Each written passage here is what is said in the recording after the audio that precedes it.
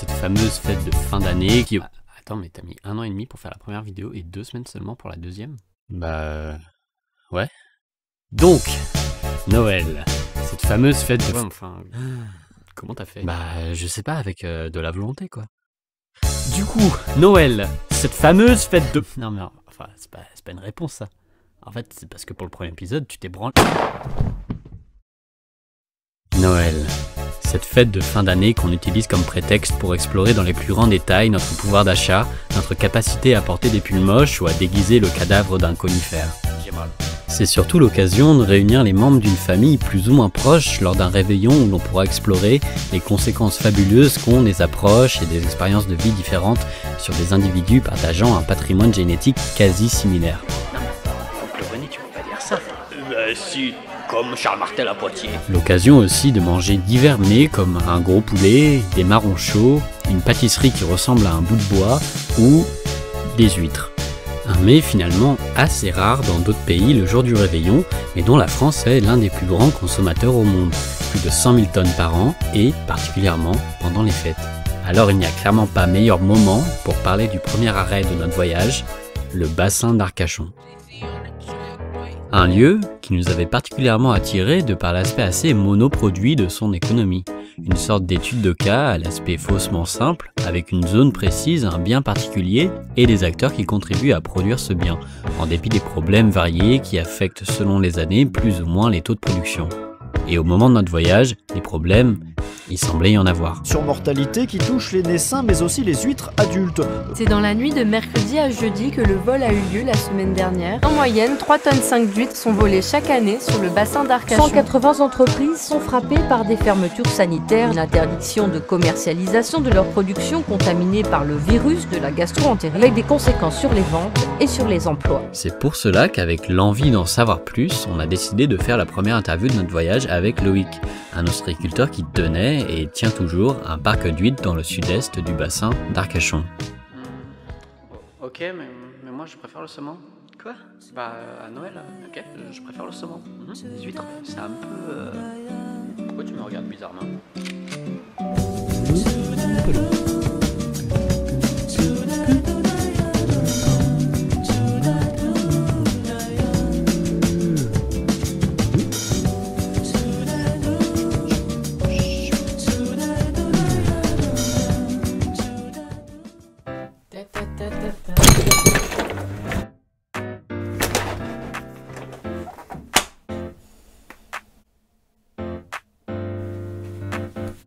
Ok, c'était donc notre première interview. Loïc nous avait proposé de l'accompagner sur son bateau.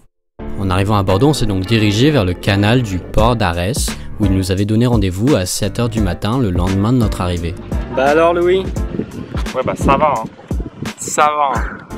Toujours des galères là. Semblerait, il est crevé. Eh oui, c'est tout le monde. Du coup, on a dormi dans une forêt voisine en attendant le jour de notre rencontre.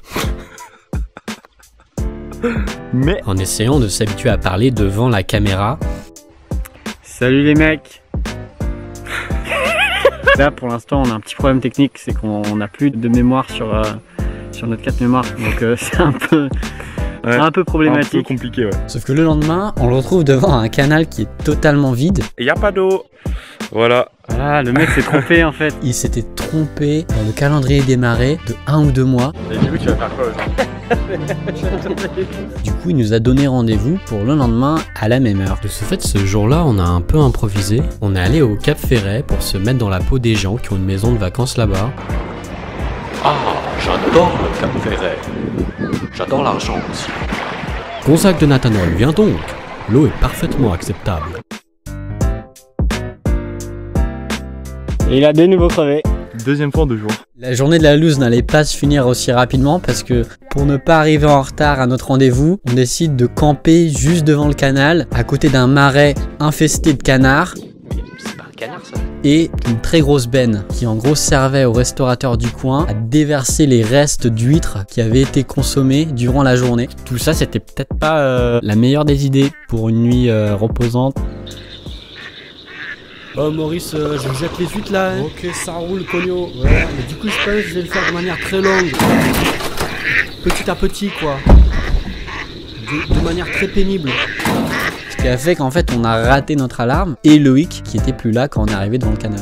Ouais, le mec il est parti sans nous. Mais dans un ultime espoir, on l'a appelé, il a accepté de revenir. Bon bah merci de revenir. Hein. Pour un début de voyage, c'était assez chaotique.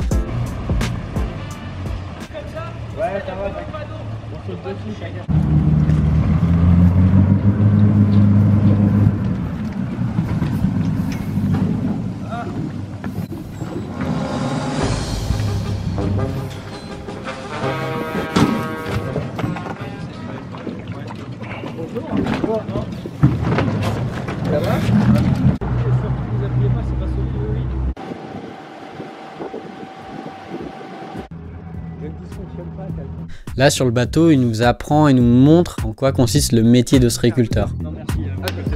Un métier où il faut tout le temps détacher, soulever, déplacer des poches d'huîtres, les remonter sur le bateau, défoncer les moules qui se sont accrochés sur les poches avec un bout de bois, puis remettre les poches d'huîtres à de nouveaux endroits. Ça demande vraiment beaucoup d'efforts physiques. On est toujours en train de travailler contre la montre parce qu'il y a la marée qui monte. Il faut aller le plus vite possible. C'est pas un métier de feignant. Non, non, c'est pas. Voilà, c'est ça. Loïc est la seule personne à s'occuper de son parc d'huîtres. Voir la quantité de travail qu'il doit abattre chaque jour, c'est assez impressionnant. Avec mes bras de Mikado, je pense pas que je pourrais faire ça. Ah, c'est Schwarzenegger là. J'ai bientôt fini. La capacité de se mentir Le tiers à du soi-même. Un tiers quoi. C'est pour ça que t'as des bras comme ça là. Là, je vais vous montrer comment faire l'émaillage. Là, tu pars de la deuxième. Voilà, tu rentres, tu comptes 2, tu re-rentres et tu fais ça 15 fois. C'est un peu compliqué. Donc là, il disait qu'il fallait laisser un mois dans l'air pour qu'elles continuent à vivre, les huîtres. Qu'est-ce que tu racontes là? Dis n'importe quoi, quelle interview. Non, il a dit Loïc. Il nous a parlé de tous les problèmes du bassin, certains dont on avait déjà entendu parler. Ça peut se produire du jour au lendemain, hein, qu'on ait une grosse mortalité, mais tout le monde est... En fait, c'est votre grande peur, c'est ça. Mais il s'est attardé plus particulièrement sur les huîtres triploïdes. En fait, c'est les tripos ou les tritos? Les triplots. Mais du coup, c'est quoi cette huître qu'on appelle triploïde? Un OVM qui n'est pas laiteux, qui se substitue à l'huître naturelle durant les mois qui ne terminent pas en R. Ah, ok, d'accord.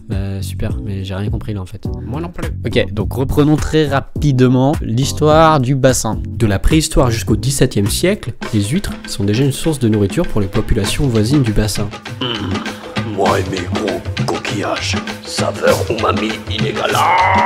Du XVIIe au XVIIIe siècle, par contre, les huîtres, ça devient trop stylé. Et surtout, à la cour du roi. Nous aimons les huîtres. Nous irons peut-être en manger en cet hiver de l'an de grâce 1789. Et du coup, à l'époque, toute la bourgeoisie suit le mouvement. Nous aimons les huîtres. Nous irons peut-être en manger en cet hiver de l'an de grâce. Alors évidemment, les ressources s'épuisent. L'espèce endémique, l'huître plate, est presque anéantie. C'est grâce à Victor Costès que sont créés les premiers parcs à huîtres qui sauvent l'espèce. Sauf que non. En 1920, l'huître plate est totalement décimée par une épizootie, qui est en fait le terme qu'on utilise pour décrire une épidémie qui concerne les animaux. Du coup, à la place, on cultive l'huître portugaise, qui semble s'adapter très bien au bassin. Je m'adapte à toutes les situations. Sauf que, elle est aussi décimée 50 ans plus tard par une autre épizootie. Un autre épizootie? Mais heureusement, entre-temps, un cargo japonais qui passait dans le bassin décharge toute sa cargaison d'huîtres japonaises dans la mer, pensant qu'elle était pourrie. Bon bah, Takumi-san, je vais aller regarder la cargaison d'huîtres. Ok, ça joue, Toyota-san. Fais ça doucement. Ouais, mais elles sont pourries là, mais ça joue pas du tout. Merde. Bon, on va pas batoyer, on va tout jeter par-dessus bord, c'est tout. Mais en fait, les huîtres de la cargaison n'étaient pas toutes mortes. Elles se reproduisent et on se rend compte qu'elles s'adaptent super bien en bassin. Du coup, on les prend comme remplacement de l'huître portugaise. Ce qui fait que depuis ce jour, elle est l'huître cultivée dans le bassin d'Arcachon. Mais qui aurait cru? L'huître du bassin d'Arcachon est en fait japonaise. Incroyable ça. Mais alors sinon, c'est quoi du coup les huîtres triploïdes dont Loïc parlait? Le rassemblement, on lui a dit que vous avez fait ça avec quel genre d'huître? C'est le genre de question qu'on pose jamais. On demande tant d'huîtres, il nous les livre et puis ouais merci, on regarde juste la qualité du produit, le prix, et puis c'est tout. C'est vrai que concrètement, ouais, je pourrais pas le savoir. Pour remettre un peu dans le contexte, vous connaissez sûrement le vieux dicton qui dit les huîtres c'est seulement les mois en R. Pourquoi? Parce que les mois qui ne sont pas en R, en fait c'est la période de reproduction des huîtres. Et du coup, y a des mecs qui se sont dit ouais c'est un peu relou quand même. Et si on avait des huîtres qui étaient jamais en période de reproduction, comme ça on pourrait les vendre toute l'année, pas mal, et on serait pété de thunes.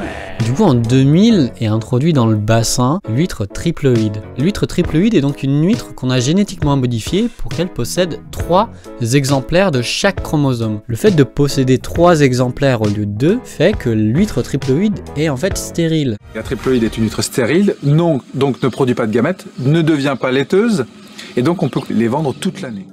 Il y a 3 problèmes avec cette huître. Premier problème, elle est vraiment très fragile.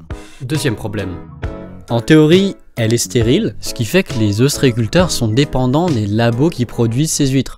Si un ostréiculteur veut faire de l'huître triploïde, il est obligé d'aller acheter des graines chez un écloseur. Donc voilà, donc on est sur un modèle un peu qui ressemble à l'agriculture quand même. C'est pas du Monsanto, mais on n'est pas loin. Cependant, il y a des études qui ont été faites. Le pôle d'analyse et recherche qui s'appelle l'ABO en Normandie a envisagé que l'huître triploïde était en fait potentiellement non stérile. En laboratoire, ils ont réussi à obtenir des gamètes matures, donc qui permettent la reproduction, et ils ont réussi à obtenir des fécondations. Si cela est reproduisible en pleine nature, alors les huîtres triploïdes pourraient potentiellement se reproduire avec les huîtres naturelles diploïdes, les rendant stériles à leur tour.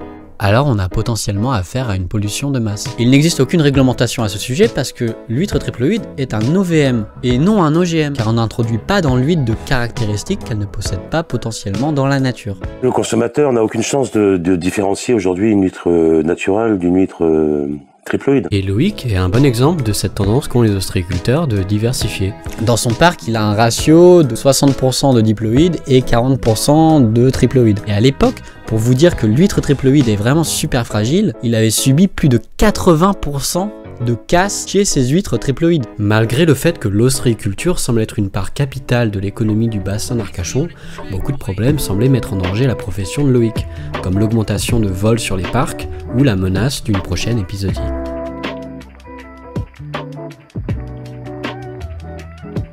Loïc nous a aussi beaucoup parlé de l'abandon de la profession par les jeunes, et d'à quel point il était presque maintenant impossible de revendre un parc à un professionnel. Le prix du foncier là-bas est tellement fort que les vieux ostréiculteurs qui veulent avoir une bonne retraite, ils sont un peu confrontés à ce dilemme de est-ce que je veux me faire plein de thunes ou alors je vais essayer de le revendre à un professionnel. Et du coup ça arrive pas souvent. 1, parce qu'ils n'ont pas forcément envie, et 2, parce qu'il n'y a pas forcément des gens à qui le revendre. Bien que notre rencontre avec Loïc n'a duré au final qu'une journée, on a pu expérimenter un petit peu sa vie.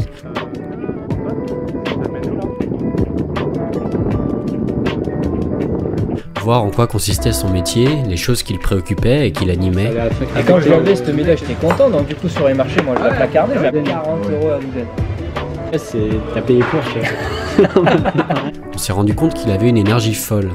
Il est président de la communauté d'ostréiculteurs de sa ville, il est consultant au conseil des maires de la région et il gère un restaurant et un parc à huîtres en association avec son frère. On a été marqué par son envie d'avoir un impact sur la communauté dont il faisait partie. Nous, on fait pas du tout de pub sur les huîtres d'Arcachon-Cap-Ferré.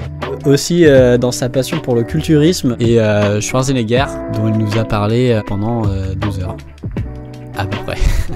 Et dans tout ce qu'il a fait, il a réussi, on lui a tout. Tu ne seras pas bodybuilder de haut niveau, tu ne seras pas gouverneur de Corée, tu pourras pas, c'est impossible, c'est arrivé. 2 heures de Schwarzenegger, c'est un peu long. C'est pas facile de résumer les problématiques d'un corps de métier dans une rencontre de moins de 48 heures et encore moins dans une vidéo de moins de 20 minutes. Il y a tellement de choses à dire et je pense qu'on est reparti sur nos vélos avec ce sentiment-là qu'on n'allait pas forcément réussir à tout retranscrire. Alors je dirais, s'il y a une seule chose qu'il faudrait garder de cette rencontre, manger des huîtres seulement pendant les mois en R. Voilà. C'est peut-être la chose la plus importante. Donc voilà, c'était le premier épisode qui consistait d'une interview. J'espère que ça vous a plu. J'espère que vous avez passé un joyeux Noël. Et puis voilà, on se voit pour le prochain épisode qui, encore une fois, devrait vraiment sortir dans pas très longtemps. Et voilà. À la prochaine. Gros bisous. Je crois qu'il faudrait qu'on passe plusieurs jours ensemble avec tellement de choses à dire.